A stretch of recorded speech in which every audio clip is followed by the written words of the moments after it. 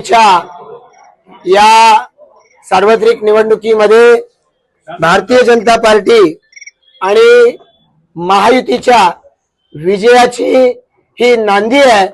आज भारतीय जनता पार्टीचे या रायगड जिल्ह्याचे सरचिटणीस नितीनभाई पाटील हे प्रभाग क्रमांक 18B मधून बिनविरोध निवडून आलेले आहेत।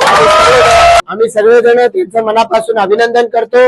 आताच भारतीय जनता पार्टीचे प्रदेशाध्यक्ष माननीय रवींद्र चव्हाण साहेब आमचे नेते यांनी सुद्धा त्यांचं प्रत्यक्षरित्या अभिनंदन केलंय। नितीनभाई पाटील यांनी या पनवेलची सेवा केलेली आहे।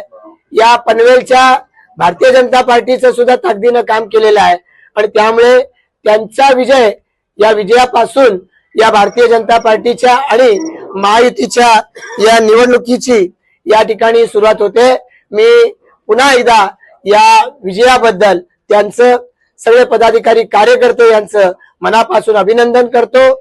भारतीय जनता पार्टीनं पनवेल महापालिकेच्या निवडणुकीमध्ये खातं उघडलेलं आहे। आता